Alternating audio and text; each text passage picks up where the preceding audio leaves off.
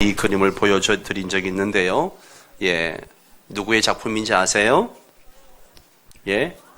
에밀 이노프라는 프랑스 화가의 작품인데, 작품 내용을 한번 보십시오. 망망대해에 딱 두 사람만 탈 수 있는 작은 배 한 척. 그 작은 배에 지금 늙은 어부하고 아주 어린 소녀가 같이 앉아 있습니다. 같이 지금 노를 젓고 있는 거죠. 커다란 노를 젓고 있는데, 이 소녀는 사랑스러운 눈빛으로, 평안한 눈빛으로, 바다도 무섭지 않고 세상도 무섭지 않은 그래서 사랑스러운 눈빛으로 열심히 할아버지와 함께 노를 젓습니다. 이 소녀가 밝은 얼굴로 할아버지를 바라보면서 열심히 노를 젓지만, 사실 노를 젓는 사람은 누구예요? 할아버지죠. 할아버지가 노를 젓는 겁니다. 이 소녀는 할아버지 노 젓는 그 노에다가 손을 올려놓고 같이 노를 따라서 젓는 것이죠. 그런데 이 소녀의 이 노 젓는 게 할아버지에게 큰 도움이 된다는 거죠. 힘이 됩니다. 그래서 돕는 손이라는 제목이 달린 아주 유명한 작품입니다. 사실 어린 소녀가 무슨 힘이 있겠습니까? 그러나 할아버지의 얼굴을 쳐다보면서 할아버지의 마음을 기쁘게 하면서 그 손을 같이 얹어놓고 같이 움직이고 있는 것이죠. 참 많은 것을 생각하게 하는 그런 그림이기도 합니다. 우리의 역사는 하나님이 주관하십니다. 내가 뭘 한다거나 뭘 해본다고 해보지만 별것이 아닌 경우가 많았지 않습니까? 그죠? 올 한 해도 우리는 열심히 한다고 해보지만 내가 계획한 것보다도 별것이 아닌 것인 그 경우가 많았습니다. 그러나 이렇게 하나님의 큰 손과 우리의 작은 손이 합해지면 하나님의 위대한 역사는 이루어지는 줄 믿습니다. 그런 상징적인 중요한 의미가 이 그림 한 폭에 담겨 있습니다. 우리는 지난 1년을 또 열심히 살아봤습니다. 인생의 바다에서 열심히 노를 저으며 살아봤습니다. 험한 파도를 만나기도 하고 태풍을 만나 목숨을 잃을 뻔한 위험한 순간도 있었고, 때로는 암초에 부딪히기도 하면서 2019년이라는 이 험한 인생의 바다를 지나왔습니다. 그러나 돌아보면 내가 열심히 노를 저었지만 사실은 내가 노를 저은 것이 아니라 나와 함께 하시는 하나님이 노를 저어서 여기까지 온 줄 믿습니다. 우리는 이 소녀처럼 내 손을 노에 그냥 올려놓기만 한 것입니다. 내 인생을 책임져 주시고 이끌어 가시는 분은 우리 하나님이십니다. 우리 가정을 책임져 주시고 이끌어 가시는 분도 우리 하나님이십니다. 우리 교회와 지금 대한민국을 걱정하시는 분들이 굉장히 많습니다. 이 대한민국도 이끌어 가시는 분도 우리 하나님이신 줄 믿습니다. 우리나라 선교 초창기에 있었던 일입니다. 어느 선교사님이 차를 몰고 가고 있는데 그 시골길에 어떤 할머니 한 분이 큰 진보다리를 머리에 이고 지고 가고 있는 거예요. 그러니까 선교사 마음이 너무나 짠해가지고 차를 세워서 할머니 타시라고. 그러니까 이 할머니가 몸둘 바를 몰라가지고 미안한 마음으로 차를 탔습니다. 한참 차를 몰고 가는데 뒤를 돌아보니까 어떻게 하고 있어요? 차 안에서 여전히 짐을 머리에 이고 있는 거예요. 아이 할머니 짐을 내려놓으세요 라고 했더니만 이 할머니 하는 말, 아이고 차를 태워준 것도 고마운데 어떻게 짐까지 내려놓냐고 그러고 있더라는 것이죠. 하나님은 분명히 말씀하십니다. 오늘 본문 5절에 너희의 길을 여호와께 맡기라. 할렐루야. 너희의 길을 여호와께 맡기라. 여기서 맡기라는 것은요, 전적으로 위탁하라는 말씀이에요. 이 말의 뜻이 무엇일까요? 첫째는요, 맡기고 자유하라, 평안하라, 이런 뜻입니다. 문제를 자신이 붙들고 씨름하지 말고 하나님께 맡기고 평안하라는 거예요. 자유하라는 것입니다. 맡겨놓고 불안해하는 것은 그 맡긴 게 아니죠. 우리는 하나님께 맡긴다고 해놓고 불안해가지고 손을 놓지 못합니다. 여러분 물어볼게요. 내가 붙들고 있는 게 평안합니까? 하나님께 맡기는 게 평안합니까? 그런데 왜 그렇게 살아요? 예. 맡기는 게 평안하다고 이야기하면서 맡기지 못하고 내가 붙들고 있는 거죠. 믿음이 없어서 못 맡기는 거예요. 사랑하는 성도 여러분, 2020년 여러분의 모든 짐을 하나님께 맡기시고 자유하시기 바랍니다. 믿음으로 여러분의 짐을 하나님께 맡기고 평안하시기를 바랍니다. 두 번째는 모든 것이 하나님의 손에 있다는 것을 믿으라는 거예요. 모든 것이 하나님의 손에 있다. 이것을 믿으라는 거예요. 내가 아무리 몸부림친다고 내 뜻대로 되는 게 아니라는 것이죠. 어차피 모든 것이 하나님의 능력, 하나님의 섭리, 하나님의 뜻 안에서 이루어진다는 것을 믿으라는 것입니다. 그렇기 때문에 하나님께 맡기라는 거예요. 여러분, 내가 가지고 있는 문제 중에 근본적인 문제는요, 내가 몸부림친다고 해결되는 게 아니에요. 성경에서 뭐라 그럽니까? 마태복음 6장 27절에 같이 읽을까요? 너희 중에 누가 염려함으로 그 키를 한 자나 더할 수 있느냐? 여기 키라고 하는 것은 생명을 얘기하는 거예요. 여러분, 내가 염려한다고 내 생명을 한 시간이라도 더 연장할 수 있나요? 내가 걱정한다고 내 시간을 연장할 수 있습니까? 그럴 수 없습니다. 우리의 생명은 하나님의 손에 있습니다. 우리의 인생은 하나님의 손에 달려 있습니다. 따라서 모든 것이 하나님께 있다는 것을 믿어야 됩니다. 이것이 맡긴다는 의미인 것이죠. 세 번째는 하나님께서 맡으시겠다는 약속이에요. 하나님께서 맡으시겠다는 약속입니다. 내가 맡을 테니 너는 자유하라는 뜻이에요. 내가 책임질 테니 너는 나를 따르고 나를 기뻐하라는 것이죠. 이게 복음입니다. 예, 이게 복음이에요. 네 짐을 내게 맡겨라. 내가 책임진다. 내가 맡아 할 것이다. 그런 거로 너는 다 내게 맡기고 평안하고 자유롭고 그 다음에 나를 기뻐하라 말씀하시는 거예요. 이렇게 하나님께서 우리에게 복음을 전하고 계십니다.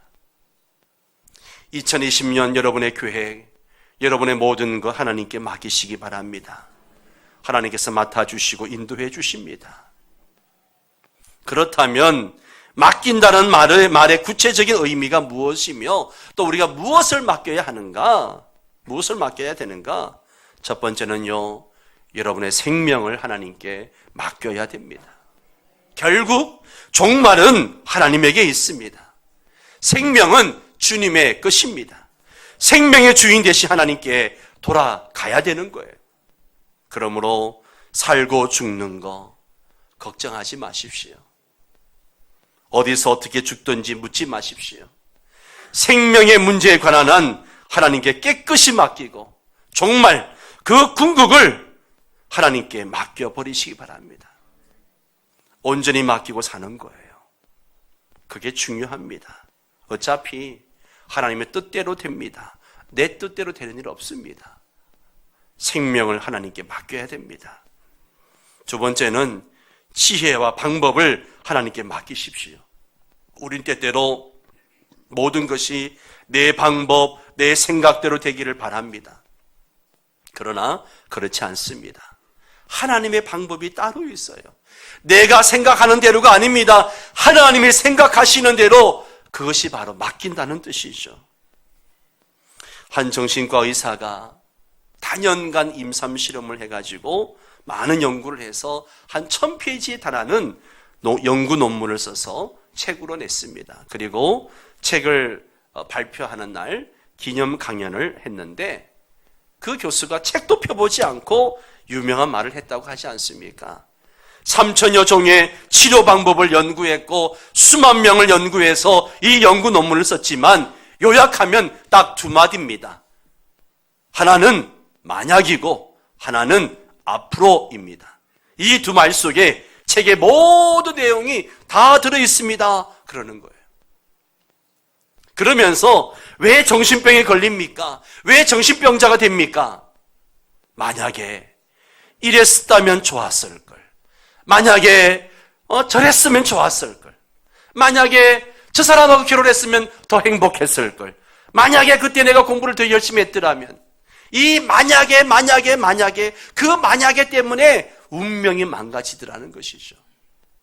모든 정신병이 만약에 있다는 것입니다.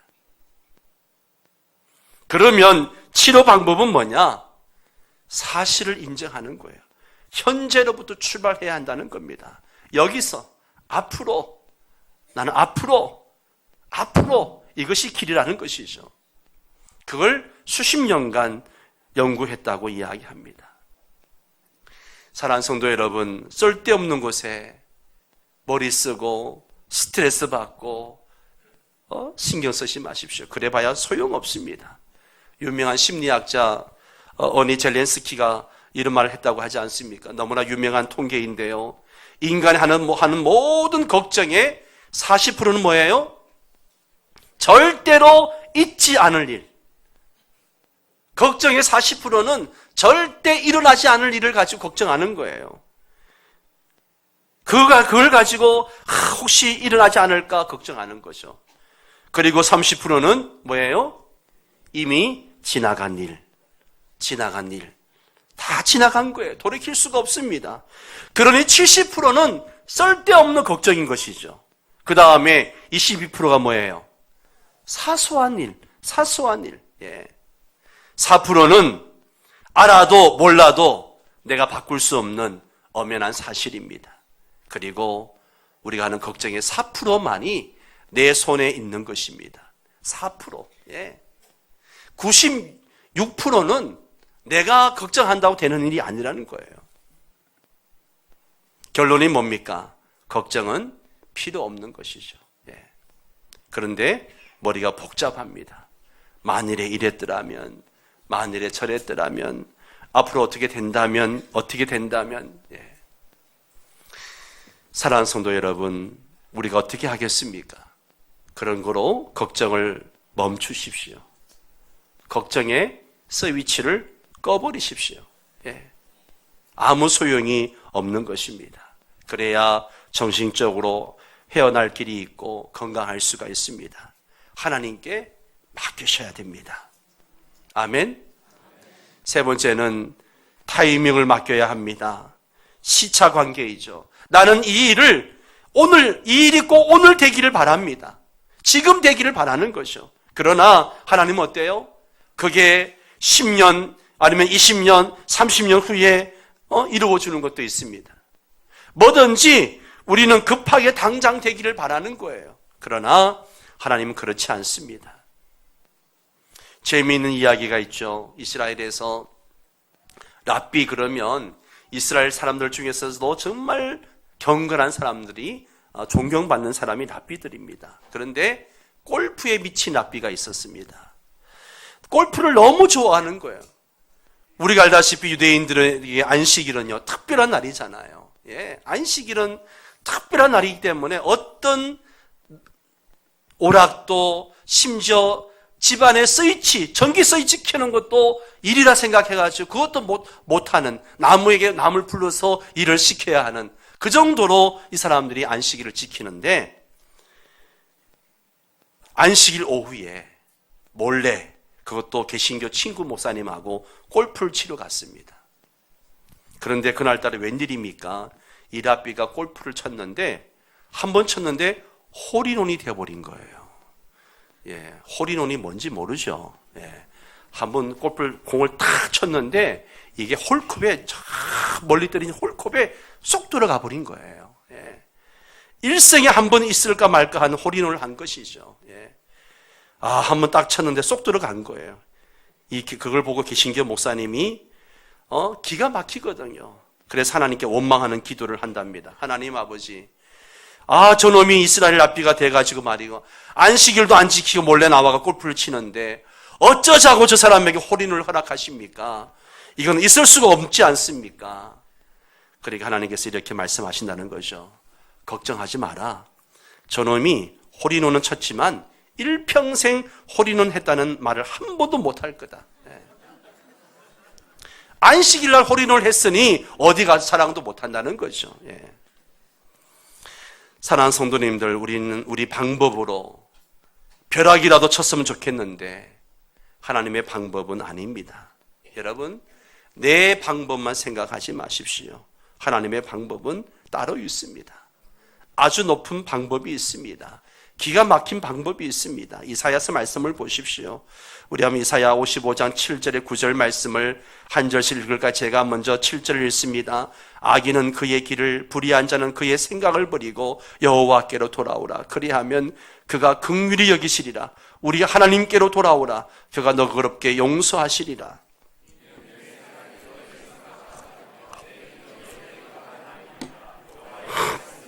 같이 있습니다. 이는 하늘 땅에서 땅보다 높음같이 내 길은 너희 길보다 높으며 내 생각은 너희 생각보다 높음이니라. 아멘. 그렇습니다.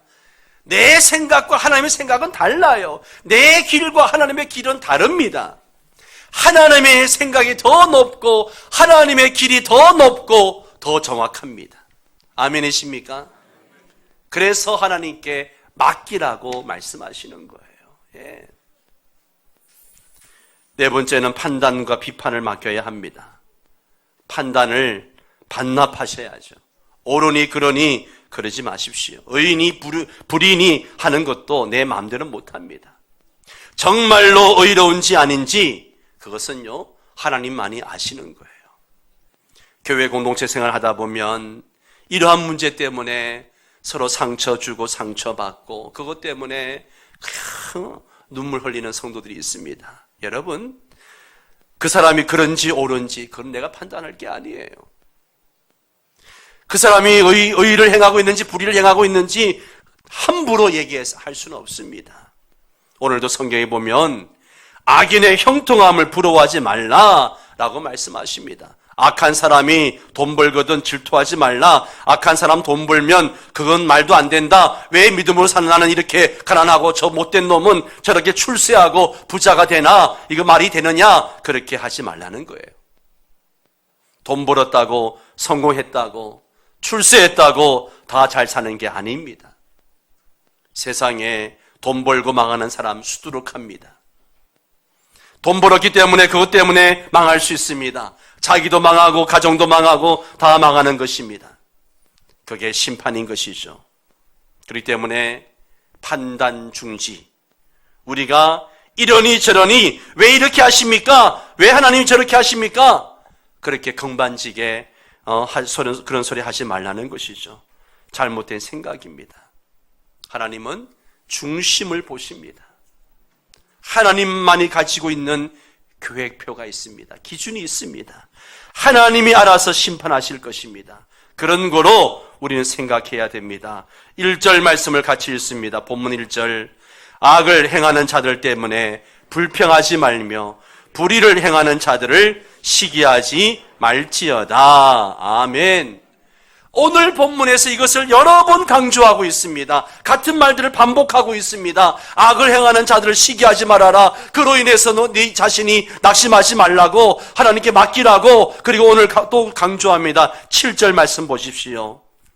여호와 앞에 잠잠하고 참고 기다리라. 잠잠하고 참고 기다리라. 그것이 바로 하나님께 맡기는 자세입니다. 모든 판단도 하나님께 맡기고 모든 능력도 하나님께 맡기고 모든 시간도 운명도 하나님께 맡기십시오. 사랑하는 성도 여러분, 잠잠하고 참고 기다려야 합니다. 말 조심해야 합니다. 동시에 마음도 조심해야 합니다. 질투하지도 말고 불평하지도 말고 원망하지도 말아야 합니다. 사랑하는 성도 여러분, 불평도 초조함도 원망도 하지 않는 이런 상태를 두고 오늘 성경은 이렇게 말하죠. 11절 말씀을 같이 읽습니다. 그러나 온유한 자들은 땅을 차지하며 풍성한 화평으로 즐거워하리로다. 아멘. 또 9절도 보십시오. 진실로 악을 행하는 자들은 끊어질 것이나 여호와를 소망하는 자들은 땅을 차지하리로다. 아멘. 아멘. 잠잠하고 조용하고 고요한 사람의 마음, 그게 바로 어떤 마음이에요? 온유한 마음. 온유한 마음. 참으로 온유한 자. 온유한 자가 뭘 차지해요? 땅을 차지합니다. 땅을 차지해요.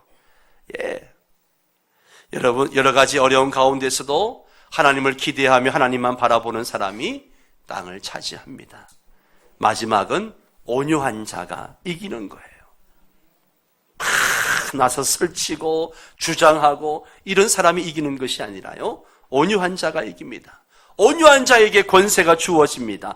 땅을 차지한다는 말은 권세를 말하는 거예요. 주권자가 되는 것을 말하며 사람들에게 높임을 받는 것을 의미합니다. 여러분, 강팍한 자는 부러집니다.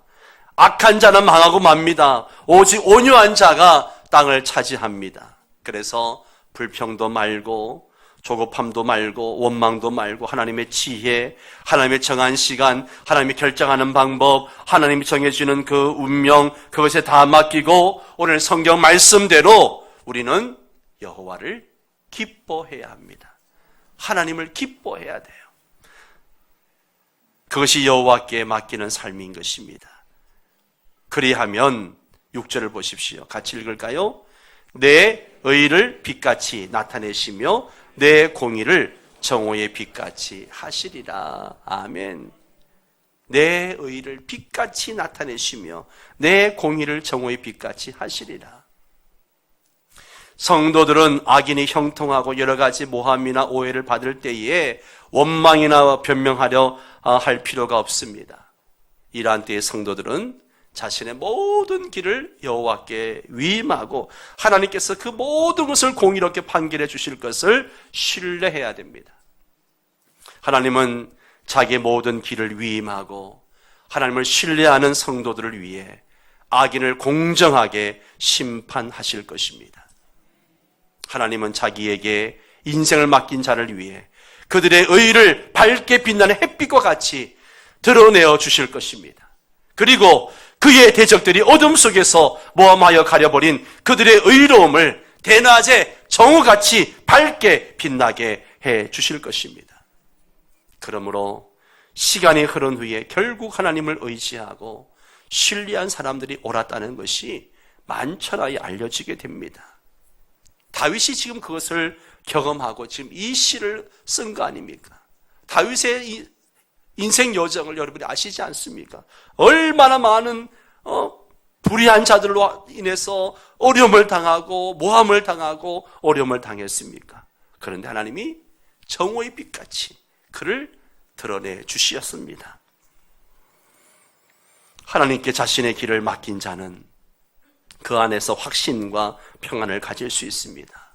그러므로 성도들은 이유 없이 모함을 받거나 이해되지 않는 고난을 받을 때에도 끝까지 하나님을 신뢰하고 자신의 길을 하나님께 맡길 줄 알아야 합니다. 내 의가 묻힌다고, 내가 무시당한다고, 내 의가 완전히 무너진다고 걱정하지 마십시오. 그 언젠가 하나님이 하나님의 능력, 하나님의 지혜, 하나님의 시간표에 의해서 내 의를 정오의 빛같이 환하게 나타내 주실 것이라고 약속해 주고 계십니다. 다시 한번 5절 6절 말씀을 같이 읽도록 하겠습니다. 내 길을 여호와께 맡기라. 그를 의지하면 그가 이루시고 내 의를 빛같이 나타내시며 내 공의를 정오의 빛같이 하시리로다. 아멘. 한 번 더 읽겠습니다. 내 길을 여호와께 맡기라. 그를 의지하면 그가 이루시고 내 의를 빛같이 나타내시며 내 공의를 정오의 빛같이 하시리로다. 아멘. 아멘. 조용히 눈을 감으시고 우리 한번 같이 기도하는 시간을 가졌으면 좋겠습니다.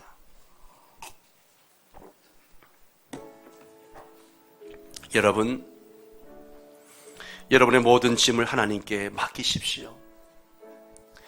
이 한 해 여러분 어떻게 살아오셨습니까? 정말 힘들게 살아오지 않았습니까? 왜 힘들게 살아왔습니까? 맡기지 못하고 내가 짊어지려고 하니까 힘들었던 거죠. 내가 너무 힘들었던 거죠. 새해를 맞이하는 이 아침에 하나님 우리에게 말씀하십니다. 너의 짐을 하나님께 맡겨라. 여러분의 건강, 여러분의 가정, 자녀, 계획, 직장과 사업장 어떻게 될까 염려하지 마시고 걱정하지 마시고 하나님께 맡기십시오. 하나님께 맡기시면 하나님이 책임져 주십니다. 하나님이 이루어 주십니다.